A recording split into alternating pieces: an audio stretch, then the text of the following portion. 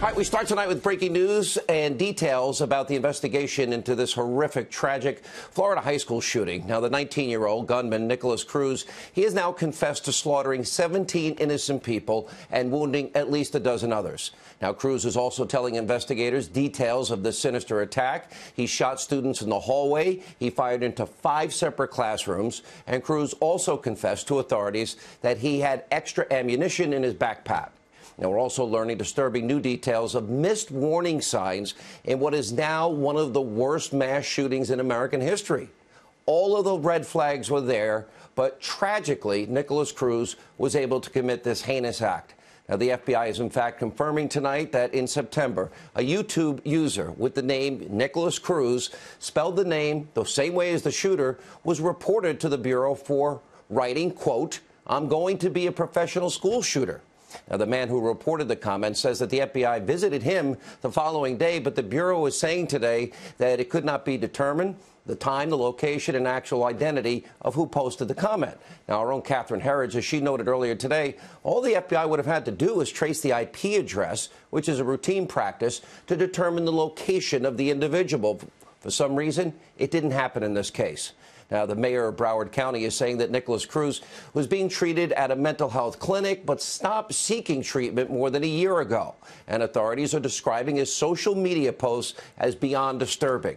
Just take a look at some of these pictures. You can see the suspect. He's seen posing with guns and knives and even dead animals. And former classmates of Cruz say he was a loner. He was obsessed with firearms. He liked to show off pictures of all of his weapons.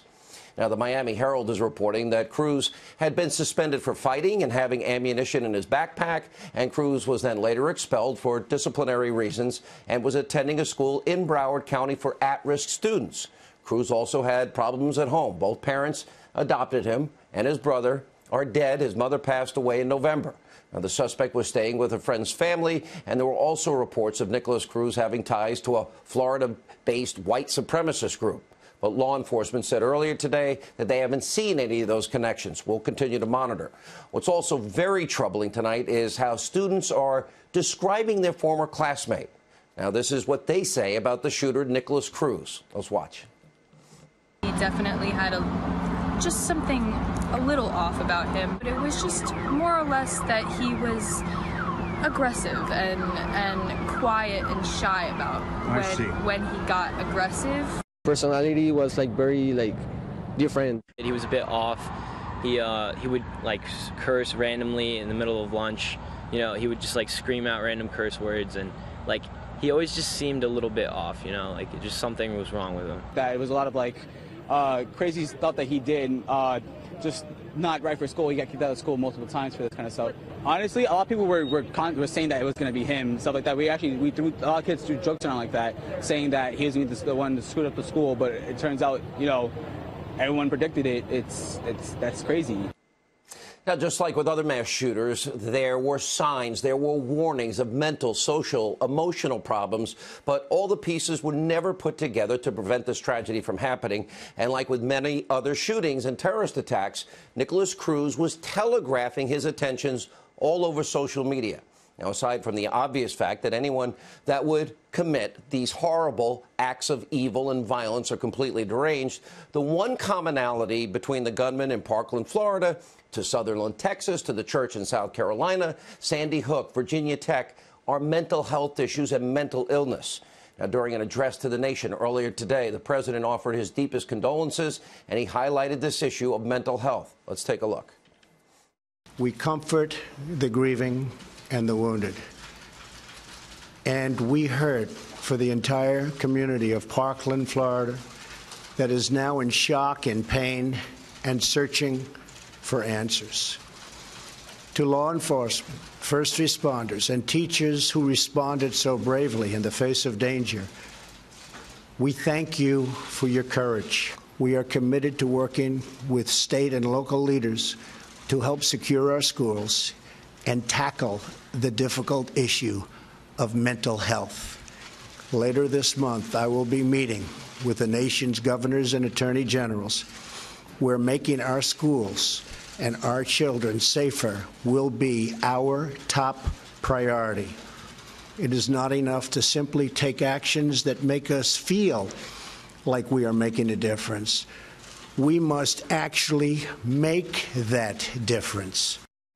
Profound words from the president saying it's not enough to feel better, it's got to make a difference. Now, the president is planning to visit Parkland, Florida, and offer comfort and support to the community. Details have not yet been finalized. Also, predictably, within hours, Democrats, the liberal media, they race as they always do to politicize a tragedy and try to blame, believe it or not, President Trump and Republicans. Let's take a look. Step up, be a man, and talk about it, and stop thinking about the NRA and your next campaign donation. Just stop. Everyone knows what you're doing, and it's time. That does it for us this morning. Stephanie Rule picks up the coverage right now. Thanks so much, Mika. Thanks, Joe. And to Marco Rubio, you don't have to step up and be a man. Step up and be a human. Words of consolation, talk about mental health, are simply not enough. They must be followed by real action. The president has to lead or get out of the way. The people have got to say enough is enough. We're not continuing with all these massacres. And we've got to have the representatives of the people in the halls of government respond to that. This has happened with Republican administrations, under Democratic administrations, but what you see there, it's shameful, it's disgusting, but it's not surprising because it's so predictable. It happens every single time there is a shooting.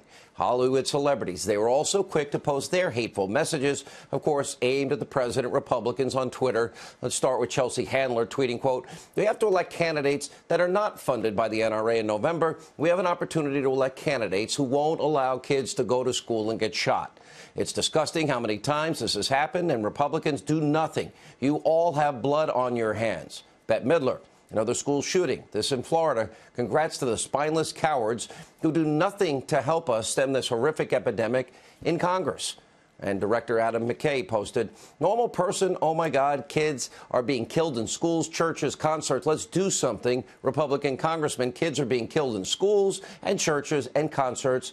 Let's not do one single thing. Hashtag blood on your hands at GOP and at NRA."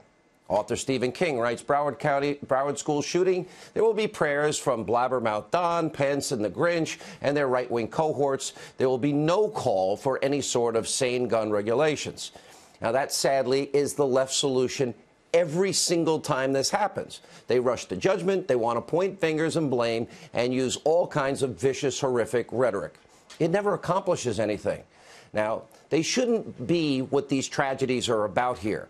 You have people rolling out the same old, tired talking points and political arguments. You know, liberals, they start blaming the weapon that the shooter used, in this case an AR-15. But if they want to ban AR-15s and these madmen, they will use something else. We saw that at Virginia Tech, where a gunman used a pistol and killed 32 people. Look, let's get to solutions tonight. I have been in radio for 30 years of my life. This is my 23rd year at the Fox News Channel. I know all of the talking points, and I know it's all just noise, and it's not going to solve the problem. Here's a simple truth. You're not going to change people's minds with a political debate, especially as it relates to the Second Amendment. I am a strong supporter of the Second Amendment. My mind's not going to be changed. I've thought this through all these years in my life, and I doubt I can change the minds of any of these Hollywood liberals and the anti-Second Amendment crowd. The problem this country is facing right now is school safety.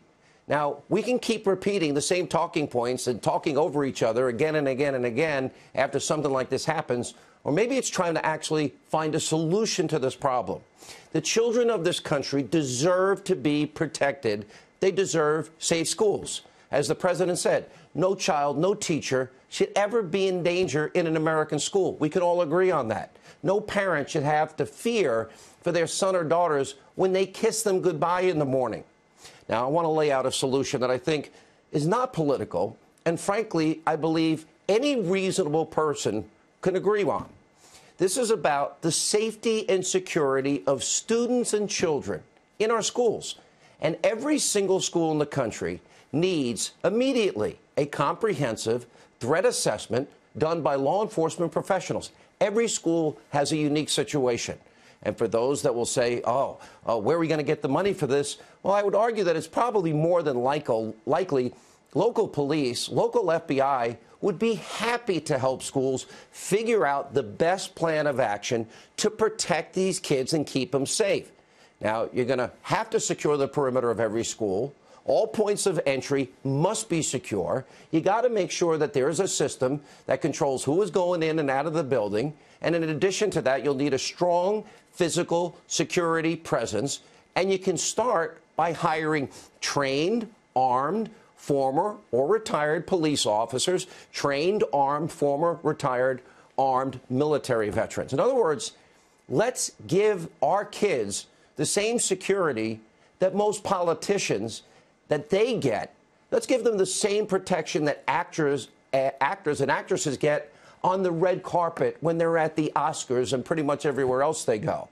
We have plenty of retired officers, plenty of trained professionals, plenty of trained military guy. They can conceal their weapons, but their very presence also with a strategic plan that is properly implemented will bring about a profound change. I know there are probably detractors out there. They're going to say, but Sean, Parkland, Florida High School, they had an armed security guard. Okay, here's the thing. The school has 3,000 students. It's one of the biggest campuses in Florida. You're going to need more than one person to properly assess and deter any potential threat at a facility that large. We need enough people to protect every single building, every point of entry, and the entire perimeter. Now, some of you will argue, okay, this is going to cost money. You're right. My answer is yes. But is it not worth every penny so that we never, ever have to turn on our TVs like yesterday and see this unfold ever again like what happened in Parkland? Now, here's another point about the plan. Now, we already know it works. I broadcast from New York City, and post 9/11, you cannot enter a single office building without a work ID. I have a radio building I enter. I have a TV building I enter. And if you're a visitor in any of these buildings, you have to present a valid identification, or else you're not getting in, and you have to be vouched for by people that have been secured and already in the building or work in the building. Every student can have their own valid ID before entering the school, and also, where needed, metal detectors, which have already proven to be effective in some schools in the country. Here's the bottom line. We are at a crossroads. It's time to either step up, do our job, create school safety that will work for these kids. Give them the same safety our politicians, actors, actresses, and famous people get. And instead of bringing out the same old talking points and trying to score cheap political points and trying to outdo each other with the same arguments, same attacks, nobody's mind's being changed. Maybe for once we could solve the problem. And this should be all about solutions. Now, I'm not saying this plan is flawless. Nothing is ever going to stop 100% of these things from happening. There is evil in the hearts of other people, unfortunately, in this world. But why wouldn't we try to do every single thing we can do in this case to prevent these tragedies from occurring and make them less deadly if, in fact, they do happen? Here's a simple test and a question for everybody tonight I think they can ask themselves. If, God forbid, you ever found yourself in any type of administrative building and that building has an active shooter, would you prefer to know that there are trained, armed, retired military and police already on site to give you a fighting chance? Would you want to know that there was a complete threat assessment, security assessment on that building that was completed? My guess is you probably would. Now, here's our final point. Democrats, they say gun control leads to less violence. Well, if that's the case, I'd like them to explain why cities with the highest murder rates have the strictest gun control and are run by Democrats. Look at these stats about the number of murders in 2016. All of these cities have Democratic mayors and have been run by liberals for years. Yet their crackdowns on the Second Amendment, it has done nothing to stop violence.